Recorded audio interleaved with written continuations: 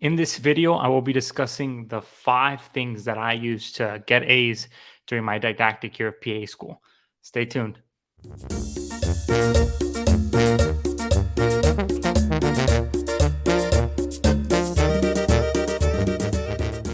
¿Qué onda, plebes? Welcome back to the channel. I'm super excited to be here with you guys. I finally finished my didactic year this week. This last Wednesday, I took my last official final of didactic. And so I'm super stoked to be done. In the next 2 weeks, I'll be starting my clinical rotations in emergency medicine. And so, I want to take this time to thank all of you guys for subscribing, for showing your love and support. Again, I'm the Mexican PA, and today we're going to be talking about how I studied in PA school. Before I dive into that, my name is Mario Navarro. I'm a second-year PA student at UC Davis in Sacramento, California. I'm going to hopefully give you guys some tips and tricks and kind of take you guys down the specific techniques and things that I did to succeed in PA school. And one thing that I do want to get you guys, in the habit of doing is always ask, when you're getting resources, when you're getting advice, and ask yourself, why should I listen to this guy? And so I do have, in a few moments, my transcript. And I do want to say that I'm showing this not to brag, but to, essentially tell you guys that these techniques and the things that I'm talking about, they worked for me. They may or may not work for you, and that's okay. But they work for me. They work for other classmates. They work for people that I advise within my PA program. And so, I just hope to share it with you, and I hope that it helps. And if it does help, give this video a like. Go ahead and subscribe. Drop a comment and tell me, if you learned something, and we'll dive right in. I do have a little PowerPoint presentation, so let's dive in. So, why should I believe anything you say?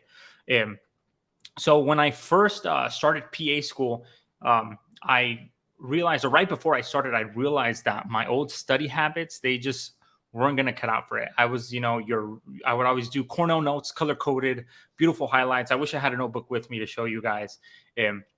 But yeah, I was a big note taker, and then I would do my notes, rewrite my notes, and then memorize them. And yeah, it was a very long process, but I knew going in and from talking to the students that it's like drinking, from a fire hydrant. They say something like that.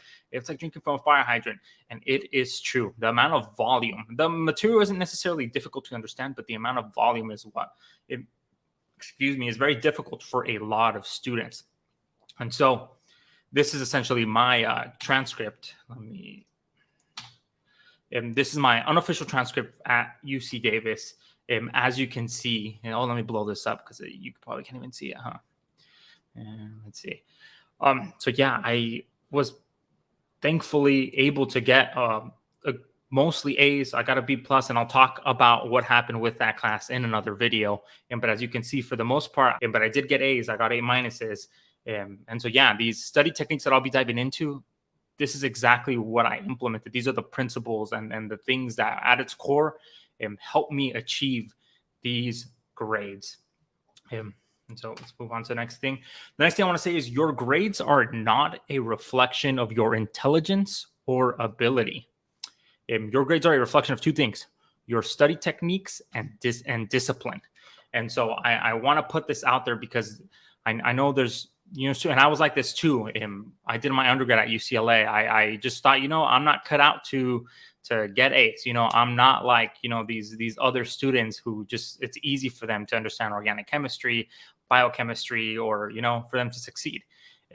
But as the years have gone by, one of the lessons that I've learned is this: that your grades are not a reflection of your intelligence or ability. Your grades are a reflection of two things: your study techniques and discipline. Discipline is just, you got to put in the work. I'm definitely not the smartest guy in my program, but I do work hard. And that's something that I pride myself in. And if you ask, classmates, they're like, yeah, that guy studies. I do. I put in the hours. I put in the time. It requires some level of commitment. It requires you saying no to things and sitting your butt down at a desk and doing these things. Now, this video specifically will be the study techniques. And maybe later on I'll do a video about discipline, but that's what we're going to talk about today: the study techniques that I implemented. And so one of the books that really changed the way I viewed studying was from these three. I think these are cognitive neuroscientists who wrote this book: Peter Brown, Harry Rodinger, and Mark McDaniel. They wrote this book called Make It Stick: The Science of Successful Learning, where they talk about essentially breaking down myths and talking about the research proven study strategies and techniques that have been shown to increase retention, increase learning, and have been associated with higher test scores. And so you'll see a lot of things that I discuss here are mentioned in this book.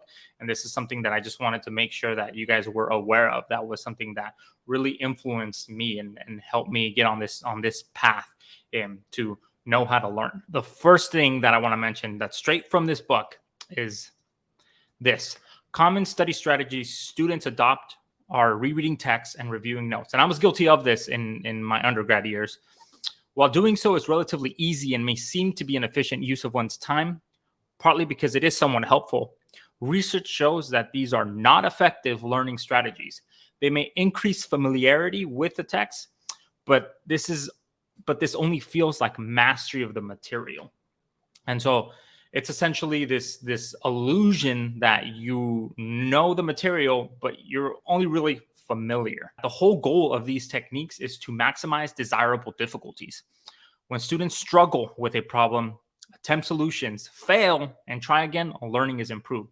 The keywords here are struggle and fail. You need to struggle and fail to grow, to learn. Like, that's just part of the process. And it's a painful process to go through, but it makes you a better student. And this is something in all of these techniques, you'll see that they're not easy, and they are what we call desirable difficulties.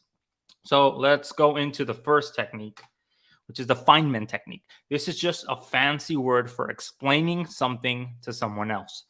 Teaching is the key to understanding. And so this is not at the top of the list, but this is a really good technique that I didn't know it was called this until I started doing research, but this is something that I would incorporate with my study bro, Brian, who's also a fellow second-year PA student, and he was my right-hand study bud throughout the entire program. Essentially, what the Feynman Technique is, it's a four-step process where number one, you choose a concept to learn. In this case, if you're a pre-PA student or a PA student, you want to explain a certain medicine topic. You teach it to yourself or someone else, and then you return to the source material if you get stuck, and you simplify your explanations, create analogies. And so this is my buddy Brian and me. We work at the same clinic. Shout out to Clinic at the Pati. Throughout our didactic year, we would, before diving into any of the other techniques that I'll talk about very shortly, we would explain topics to each other. We would teach each other. And it really, really helped with retention and just understanding. And that's also a key. A lot of what we do in PA school is memorizing and is, essentially regurgitating facts and knowledge. But it's a lot easier when you understand the material and you know how A leads to B and B leads to C. Having that understanding needs to happen before you can, start chipping away and trying to memorize all of these details. The second thing that I want to talk about is active recall. So this is the idea of an active, effortful retrieval of course content improves retention of material. And so this is just a fancy word for the main way to implement this: flashcards. And if you have been following my channel for a little bit, you know that I mentioned Anki, and this is just one of the tools that I use and have found very helpful. There's other things though out there that use this study technique.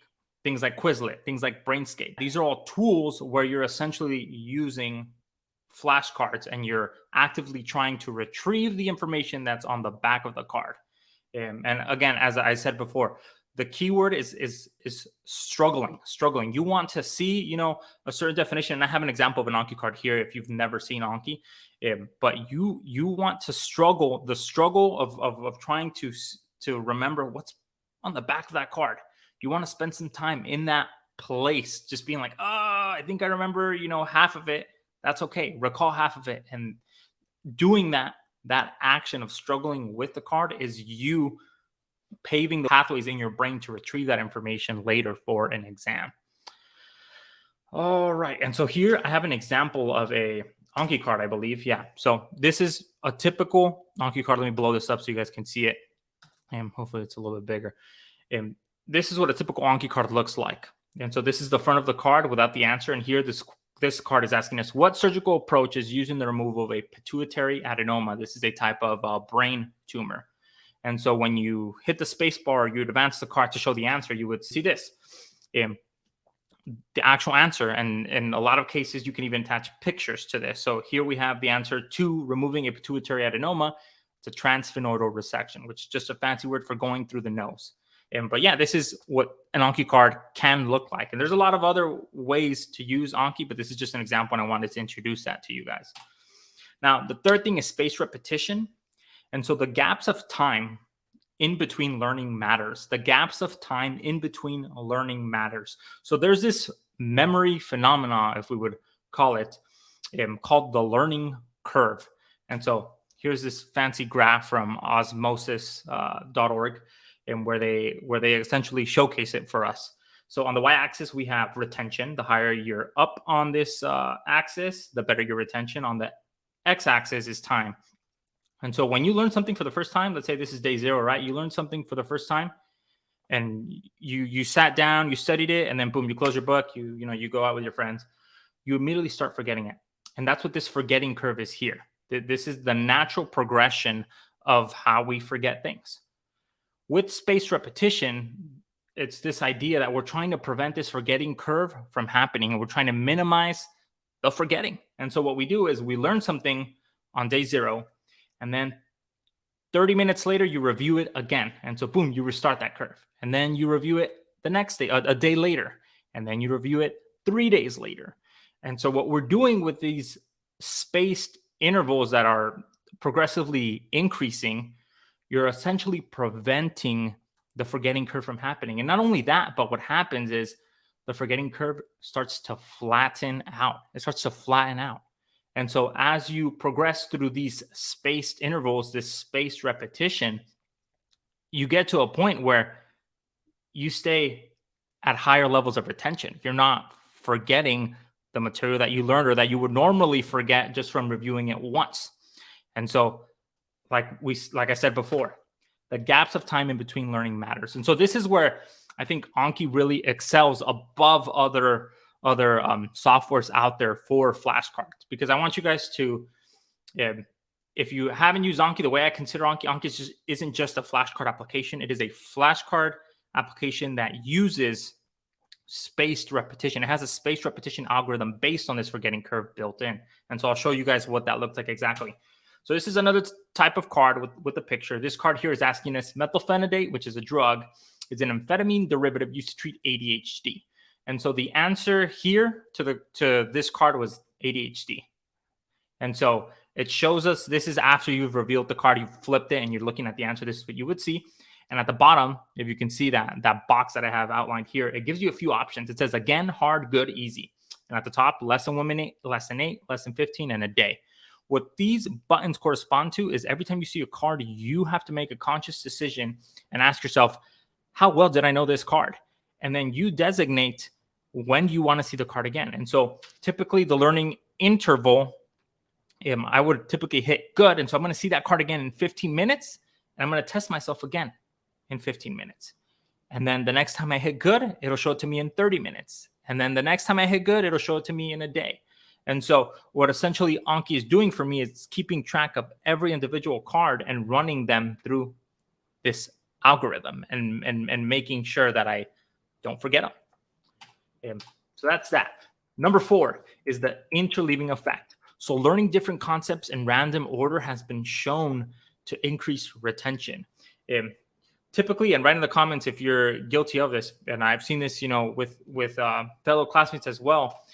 Anytime we're studying for a certain exam or something, like let's say we're a week out from an exam, and what a lot of students would typically do is that they say, you know what, for the next 8 hours I'm going to study clinical med, or for all of today I'm going to study clinical med, and tomorrow I'm going to catch up on pharmacology, and then the day after that I'm going to do my clinical skills, and we're just going to spend one day on this, one day on that, or spend 6 hours on this and another 6 hours on that.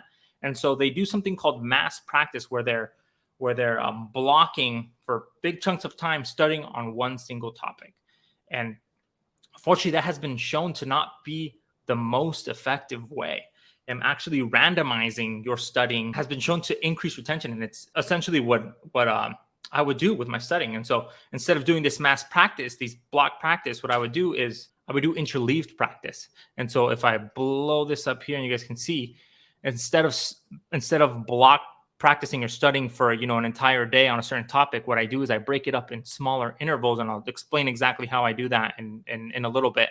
I break these intervals up where I'm studying for clinical med, pharmacology, clinical skills, clinical med, pharmacology, all within the same day. And so by the time the exam comes around, I haven't put all my cookies in one single basket or in one single subject. And this really helps prevent me from getting an A in one exam and then getting like a C in another. It helps me. I'd rather get, 2 B pluses or 2 A minuses in both classes versus getting an A plus in one class and then neglecting the other. So one really good way to do this is using a Pomodoro timer. So this is PomoFocus.io. This is a free website that I use all the time. And this allows you to use a Pomodoro timer. Essentially, the Pomodoro method is where you dedicate 25 or 50 minutes of focus, not on your phone, not texting, no distractions, of focused studying to a certain subject. I like the 25-minute block, but you can adjust the timer how you prefer. But what I want to point out here is that you can actually write in the task that you're going to do for that specific day. And so here I have my Anki for my clinical med patho class, and then here I have Anki for my pharmacology class. And then I have 5 here and 5 here. So I have 10 sessions in total, 5 of each. And what I typically do is I go back and forth. So I'll do 25 minutes of studying for clinical medicine. And I'll take my 5-minute break. And then I'll switch to pharmacology, do 25 minutes of that, and then I'll take my break. And I'll go back and forth, back and forth. And so by the time the day's over, I've done 10 study sessions where I studied for pharm and I studied for clinical med. And so PomoFocus.io, check it out. It's really, really helpful and it's free. All right. If you're finding this content useful, please like and subscribe. We're about to dive into the last and what I think is the most important technique that you need to implement if you are in PA school. It's literally the thing that night and day will change and improve your test scores. And so thanks again for the support, and we'll dive right into the last one, which is the testing effect. Taking tests, practice tests during the learning phase facilitates later retrieval from long-term memory. I'll say it again. Taking tests during the learning phase facilitates later retrieval from long-term memory. If there's anything you take away from this video, it's practice questions, practice questions, practice questions. You need to be doing practice questions. If you're in PA school, you need to be doing practice questions. I'll say it again, practice questions. This single-handedly is the thing that will change your exam scores and will take you from being a B minus, student to that A level. I'll dive in this series into some of the specific resources, but I do want to show you guys an example of what that looks like. So this is an example of a typical question that you would have. This is from Roche Review. They're a huge company that has a lot of, they're a test bank company. And they have a Roche Review for your clinicals, a test bank for the clinical rotations. And they also have Roche Review Didactic. And this is something that my classmates and we split the cost. And we would use this account and essentially, get practice questions on all of our clinical med topics, whether that's, cardiology, renal, pulmonology. Like they have hundreds and hundreds of questions for you to do that literally were life-saving. And so here's an example. Question 1. A 4-year-old boy presents to the clinic with an erythematous papules, erythematous is red, and an overlying thick and adherent gold-colored crust on his left cheek. He is diagnosed with non-bullous impetigo. Which pathogen is the most likely cause? You probably can't even read that because I kept it tiny. So yeah, 4-year-old boy has a non-bullous impetigo. What is the most likely cause? And I know this from just doing these questions that it's Staphylococcus aureus, and that's the answer. And so what's really nice about these types of test banks is that not only are you testing yourself, but you immediately get a huge paragraph explanation about everything that has to do with impetigo. Here, impetigo is a contagious superficial bacterial infection that is most common in children from 2 to 5 years of age. Even if you get this question wrong, you immediately get the feedback to correct, and to tell you why your thinking was wrong. And we can even, some of these explanations have pictures. So here we have non-bullous impetigo and what that looks like. Here you see that honey colored crust that they mentioned. And then at the bottom, they have why the other answers are wrong. And so one of the big things that I want you to keep in mind with practice questions is that don't view them as just an assessment of your studying as like, oh, I want to see how much I remember. Like, no, consider practice questions as your key study tool. Like, you can implement this from day one. And it has been shown to be one of the most effective study strategies because, again, in PA school, the main way you are assessed is with multiple choice exam questions. And so it would only make sense that we, just like I know nothing about football, but a football player practices just like they play. The same with us as PA students, we need to be practicing like we play. And so when you are assessed in your class, you're going to be assessed with a multiple choice exam. And keep in mind that multiple choice exam is also in random order. When you're learning when they're testing you about certain topics, they're not going to go in chronological order.